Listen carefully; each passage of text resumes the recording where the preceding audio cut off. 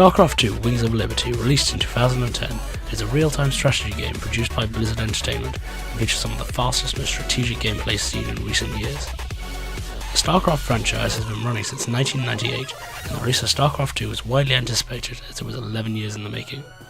The universal battle of the Zerg, alien creatures that use swarm tactics, the Protoss, ethereal psionic energy users, and the Terran, the human faction in the universe, continues on from the events of previous games in the series. The story mode in the game focuses on the Terran faction and gives you control of Jim Raynor, a veteran soldier in the army who has turned rebel and is looking to expose Menks, a Terran general who betrayed his trust, and rescue Kerrigan, his love interest who has been turned into a mutant and infected with Zerg DNA. While it is possible to understand the story just for playing Starcraft 2, it is advised to play the first games as they will give you the whole story and you will feel a larger sense of succession. With 29 playable missions, each averaging at least 20 minutes to complete, the campaign is at least 10 hours long and provides reasons to replay, with certain missions only being possible to complete on the second playthrough. To hold the story together between missions, there are beautifully animated CGI cutscenes. These give large amounts of backstory and expand the universe of Starcraft to give us glimpses into the lives of the characters outside of the missions. The gameplay of Starcraft 2 is very fast-paced, and fits in with the codes and conventions of normal real-time strategy games, with the player aiming to build a base and an army large enough to defeat their opponent's forces before they are themselves overrun. The campaign missions include missions where the player is given a small force of units and has to progress through without the base building stage. This variety of missions adds a lot to the playability and stops the game from being repetitive. As you progress through the campaign, new units are added to the available inventory, adding more complex tactics to the missions. While there are 3 factions in the universe that can be played online in multiplayer, the Terran units can only be controlled in the campaign. The reasoning behind this is that there are 2 planned expansions for the game, Heart of the Swarm, which will focus on the Zerg, and Legacy of the Void, which will let you control the Protoss. The control scheme of Starcraft 2 gives complete individual control over every single soldier that is created, something that has been rare of late in strategy games, with both Dawn of War and Company of Heroes only giving control of small groups of units. The pathing of units that would in the past have been very strange with units running in odd directions has been fixed from the original Starcraft and is much more detailed now, with movement being much more precise. This level of control adds a new level of micromanagement to the game, and with fast enough control you are able to efficiently use units. The amount of speed and the ability to control your units perfectly, being so tricky to attain, has caused there to be a very competitive multiplayer scene. In the original Starcraft, the multiplayer mode was a large portion of the game, and from it various competitions were created. Competitions that had cash prizes and would gather large groups of Starcraft fans together from various parts of the world for the largest competitions. This is a phenomenon known as esports, which is effectively the use of competitive video games to create tournaments that require players to have dedicated a huge portion of time into the game to be able to compete. These tournaments were especially popular in Korea, which regularly had large tournaments with live audiences and high amounts of online viewers. Starcraft 2 now has a league system in the multiplayer mode that will place the player in a division: Bronze, Silver, Gold, Platinum, Diamond, Masters, or the league reserved for the very top players, Grandmasters. This system gives motivation to keep playing the multiplayer mode, as you will see progression as after every match the league updates and placement changes. A warning about the multiplayer mode is probably in order. With the wide variety of strategies that exist in the game, it will require a lot of practice to be competitive, and some research out of the game into strategies online would be advised to give you a good starting point. 3 races are all available to play in this mode, with you being given the choice as to which race you want to play before every match. In my time on the online mode, I played a large portion of my games as Zerg. The game feels very balanced, with every unit having a counter build and a wide variety of strategies, had strong times to be played and equally had weak times. It is clear that time has been spent in creating a balanced multiplayer mode that will reward good strategy with victories and progression up the leagues. The game has such a focus on the multiplayer mode to try and create a large esports scene.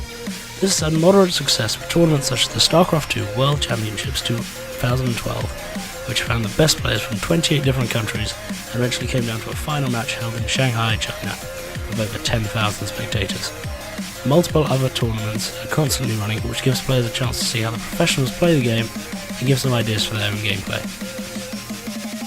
Looking at the game from a graphical perspective, it is a significant improvement over the graphics that were seen in the 1998 Starcraft. New textures and animations create a very smooth feeling game, with some of the death animations being brutal. The maps that are included with the game are varied, with locations such as cities, deserts and jungle areas being commonplace, Some maps even take place on asteroids floating in space, and you see the stars in the background. The style used in the cinematic cutscenes is one that the Blizzard animation team have mastered, and got to create such a sense of realism with every little detail being included with huge amounts of care and attention. The cutscenes always add important story info, and are never a waste of your time. The sound design has had a similar update from the previous game, with higher quality sound files being used, and a large number of them being able to be played at a single time. I am the Destroyer! With the music in the game all being background music and not needing to stand out or drive the narrative, fits well and is never intrusive or distracting in the multiplayer mode. The single player cutscenes are full of great compositions that add to the visuals on display.